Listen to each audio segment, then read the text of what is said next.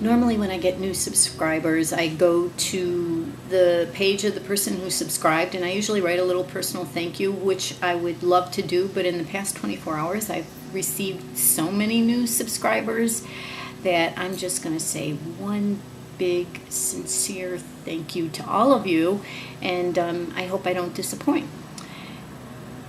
Now let's talk about Michael Jackson's funeral. There was a man who shows up, and the way it's shown on all the videos I've seen of it, the way it's shown, he's like the last guest to arrive.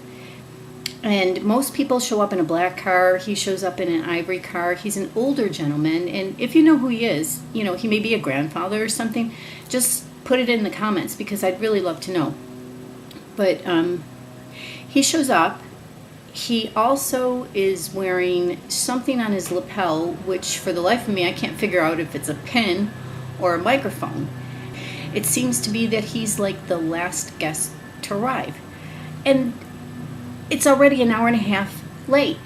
So isn't that a little rude if you're like just a guest to arrive an hour and a half late?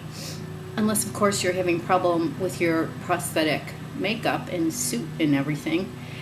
And as he's walking in the front, the commentary from Randy Taraborrellis mentions, and wasn't it nice that Lisa Marie Presley was there?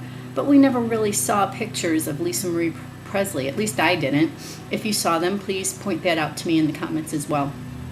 I thought it was so appropriate that Lisa Marie Presley was present, because people really don't know that Michael really felt that she was the love of his life. Is that right? Yeah, it's true. Can you talk a little bit about that? Yeah, Michael and I talked about Lisa Marie Presley many times, and their marriage, and even though many people thought that was a public relations stunt, it really was not. He was very, very serious about her, and she was about him as well, and her presence here is really necessary, I think. The next thing I want to talk about is Michael Jackson's speech that he gave at Oxford University.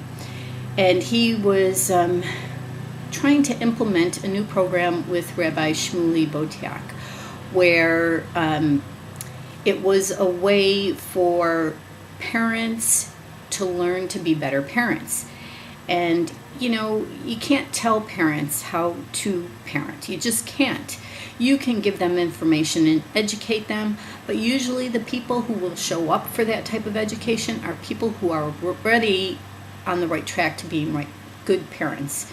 You know, the people who are abusive, they're the ones who won't make time to do that type of thing. So as good intentioned as that program seemed to be, I just can't see how it could work unless, you know, you really put a lot of information out there, a lot of education, a lot of information, a lot of ads on television. But the point that I want to make about the Oxford speech is he talks about when he was a kid, he was already a celebrity, and he'd have to do the Jehovah's Witness thing and go door to door, and he would put on a fat suit to disguise himself, to go door to door. So he has been disguising himself for a really, really long time. I mean, we're talking decades. So it's not believable that he was even at his own funeral. He just wasn't the man with the fedora and the cell phone. And then also, in the movie This Is It, there was the last dancer being interviewed in the beginning of the movie. That person is the only person who really doesn't get emotional about the audition. He says something a little bit on a different track than what the other dancers. You know, the other dancers are like, wow, this is the opportunity. I've been, you know, working towards this moment, and I can't remember what he says, but he says something slightly different, like basically, this is it. And both ideas, the dancer and the older gentleman, those were both suggestions from OceaniaBleu.